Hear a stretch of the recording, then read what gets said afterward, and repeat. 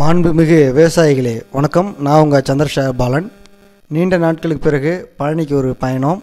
அந்த பயணத்தில் நம்ம வெற்றிலை விவசாயத்தை பற்றி பார்க்க போகிறோம். வாங்க பயணிப்போம்.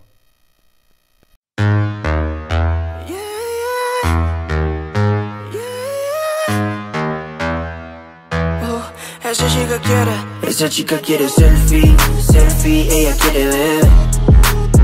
Pa' que el CP se dé cuenta que aquí perdió esa mujer. Lo que quiere es enloquecer, ser la mujer que él quería ver. Esa chica quiere selfie, selfie, que yo parezca en él. Como que ella quiere. இதுதான் முசிறியில் இருக்க உழவர் சந்தை. இது bus ஸ்டாண்டுக்கு பக்கத்துலேயே இருக்குது. நம்ம இங்கே கரெக்டாக 6:30க்கெலாம் ரீச் ஆகிட்டோம். மார்க்கெட்டில் பார்த்திங்கன்னா மக்கள் நடமாட்டம் தான் கொஞ்சம் கம்மியாக இருந்தது. இங்கே இருக்க வியாபாரிங்கள்லாம் சுறுசுறுப்பாக கடையை போட்டு வியாபாரத்தை ஆரம்பிச்சிட்டாங்க. நம்ம இதுக்குள்ளே நுழைஞ்சது பார்த்திங்கன்னா இளநீருக்காக. இங்கே வருஷம் பாத யாத்திரை போகும்போது இளநீ குடிக்கிறது வழக்கம். இந்த வருஷம் இளநீரை நம்பி போனோம். அங்கே எந்த ஒரு கடையிலையும் இளநீர் இல்லை. அதனால் அப்படியே திரும்பிட்டோம். முசிறியிலேருந்து குளித்தலைக்கு நம்ம பயணம் தொடர்ந்தது. இதுதான் காவேரி ஆறு. இந்த பாலம் வந்து பெரியார் பாலம். இந்த பாலத்தில் நீங்கள் நிற்கும்போது வைப்ரேஷன் உங்களுக்கு தெரியும். அதாவது ஸ்ப்ரிங் பாலம்னு கூட இதை சொல்லுவாங்க அந்த பகுதியில். இதன் பிறகு நம்ம லாலாப்பேட்டை நோக்கி நம்ம வெற்றிலை விவசாயத்தை பார்க்க போகிறோம். நம்ம இப்போ வெற்றிலை சாகுபடி செய்யும் பகுதிக்கு போயாச்சு. இது எந்த இடம்னா இந்த குளித்தலை பகுதியில் தான். கிட்டத்தட்ட அங்கேருந்து 7 கிலோமீட்டர் தூரத்தில் லாலாப்பேட்டைன்ற ஒரு ஊர் இருக்குது. அது சுற்று வட்டார பகுதியில் சுமார் ஒரு 20 ஏக்கர் அளவில் இந்த வெற்றிலை விவசாயம் செஞ்சுக்கிட்டு இருக்காங்க. அங்கே பார்த்தீங்கன்னா எந்த ரகம் நீங்கள் சாகுபடி செய்வீங்க அப்படின்னு சொல்லி கேட்டிருந்தோம். அவங்க நாங்கள் நாட்டு ரகம் மட்டும்தான் இங்கே செய்கிறோம் அப்படின்னு சொல்லியிருந்தாங்க. அதன் பிறகு அவங்கக்கிட்ட நம்ம கேள்விகள் தொடர்ந்தது. இது எவ்வளோ அகலத்துக்கு பார் அமைச்சு நீங்கள் நடவு செய்வீங்க அப்படின்னு கேட்டோம். இவர் தான் அந்த பெரியவர். நமக்கு அனுமதி கொடுத்தாரு, நீங்கள் தாராளமாக போய் பாருப்பா அப்படின்னு சொல்லிட்டு. அவர்கிட்ட நம்ம கொஞ்சம் சிறிது உரையாடலுக்கு பிறகு தான் நம்ம அவர் வயலுக்குள்ளே போனோம். அப்போ அவர்கிட்ட கேட்ட விஷயம் என்னென்னா, இது எத்தனை அடிக்கு ஒன்று நடுவீங்கன்னு கேட்டோம். அவர் ஒரு அடிக்கு ஒரு கொடி நடுது அப்படின்னு சொன்னார். இந்த கொடி எப்படின்னா பதியம் போட்டு நடவு செய்கிறது. அதாவது இது நீண்ட அளவில் போயிட்டுருக்கு பாருங்கள். இது அறுவடைக்கு வரும்போது பார்த்திங்கன்னா ரொம்ப ஹைட்டு போயிடும். அப்போ வந்து அதிலேருந்தே கொடி எடுத்து பதியம் போட்டு வச்சுக்கிறதா சொல்கிறாரு. இது அளவு பார்த்திங்கன்னா காலுக்கான இடைவெளி 3 அடி, கண்ணுக்கான இடைவெளி 1 அடி. இது எந்த மரத்தில் ஏற்றி விட்றாங்கன்னா அகத்தி மரத்தில் தான் ஏற்றி விட்றாங்க. இது வந்து ஆவணி மாதம், அதாவது 8வது மாதம் இந்த மாதிரி பார்கள் அமைச்சு இருக்கிறதுல அகத்தி விதையை நடவு செஞ்சிடுறாங்க. அப்போ நடவு செய்யும்போது பார்த்திங்கன்னா நெருங்கவே அது ஃபுல்லாகவே நடவு செஞ்சிடுறாங்க. அதன் பிறகு 3 மாதம், அதாவது கார்த்திகை மாதத்தில் இதில் நடவு செய்ய ஆரம்பிக்கிறாங்க. அதுக்கு முன்னாடி அடர்ந்து நடவு செய்யப்பட்ட அகத்தி கன்றுகளை வெட்டி எடுத்துடுறாங்க. தேவையான அளவுகளை மட்டும் விட்டுட்டு மீதி எல்லாத்தையும் வெட்டி எடுத்துடுறாங்க. வெட்டி எடுக்கும்போது இந்த பெட்டில் பார்த்திங்கன்னா இயற்கை உரம் போடுறாங்க. அதன் பிறகு நம்ம பெரியவர்கிட்ட இதில் என்னென்ன நோய் தாக்குன்னு கேட்குறோம். வங்கு அப்படின்னா எப்படிங்க இருக்கும்? வந்து சுற்றியாக இருக்கும் கொடியில். ஆமாம். அப்புறம் நீர் சுருட்டுன்னு சொன்னீங்களே. நீர் சுருட்டா வெத்தலையில் நுனியில் அப்படியே சுருண்டு வரும். அப்புறம் வேறு என்ன பிரச்சனைங்க இருக்குது? அப்புறம் இது செவட்டை வெத்தலையெல்லாம் போட்டு போட்டா அது பேர் செவட்டை. ஆமாம். 3 தான் மெயின். கூலி வந்து 6 ரூபா ஒரு கவலிக்கு. ஒரு கவலிக்கு 6 ரூபா. அத்தை கூலி பொழுதுக்கு 400 ரூபா. நோய்களை பற்றின ஒரு சின்ன உரையாடல் முடிஞ்சுது. அதன் பிறகு வயலுக்குள்ளே பார்த்திங்கன்னா நிறைய முருங்கை மரமும்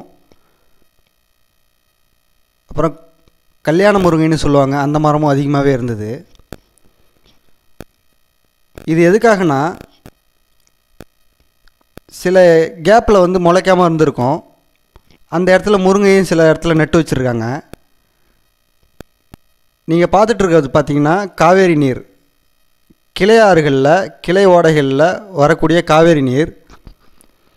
இந்த நீரை ஆதாரமாக வச்சு தான் இங்கே இருக்க 90% விவசாயிகள் பயிர் சாகுபடி செய்கிறாங்க. இது வந்து காவேரி ஆற்றுக்கு பக்கத்தில் வர்ற கிளையாறுகள்லேருந்து பிரிஞ்சு இதுவே நிறைய வாய்க்கால்கள் வழியாக போயிட்டுருக்கு. இந்த நீரை மோட்டார் எதுவும் பயன்படுத்தாமலே இங்கே பாய்ச்சிக்கிறதுக்காக தான் ஒவ்வொரு கால்கள் இடைவெளியிலையும் வாய்க்கால் மாதிரி அமைச்சிருக்காங்க. அதன் பிறகு பார்த்திங்கன்னா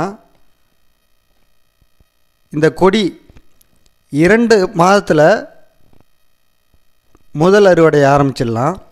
இது நட்டதுக்கப்புறம் சரியாக 2 மாதம் கழித்து முழுமையான அளவு இல்லைனாலும் ஒவ்வொரு இலை 2 இலை அந்த மாதிரி ஒரு அறுவடை ஆரம்பிச்சிடலாம். அதன் பிறகு சரியாக 22 நாளுக்கு ஒரு முறை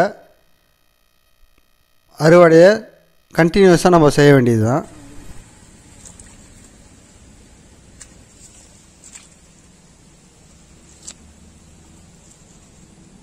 ஒரு கவலிக்கு எத்தனை இருக்குண்ணா?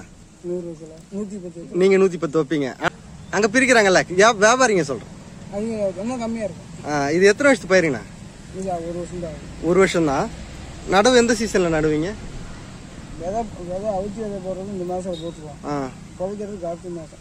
கார்த்திகை மாதத்தில் கொடி தானுங்க. இன்னும் மேலே போவோம். இது எந்த சைஸில் வந்தால் பறிப்பீங்கண்ணா? இது எல்லாமே பறிக்கிறது தானுங்களா?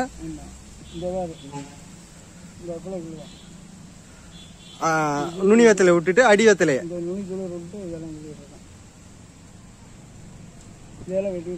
ரொம்ப வெயிட் வச்சு நிக்கிறீங்க. உங்களை வேற நான் நிக்க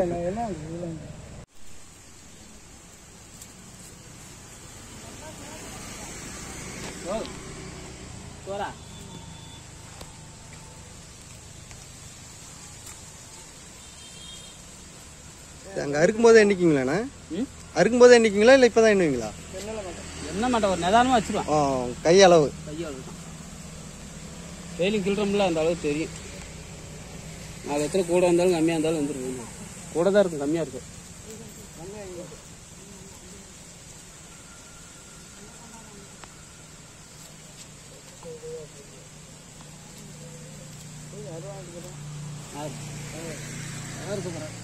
இங்கே அறுவடை செஞ்ச வெத்தலை எல்லாமே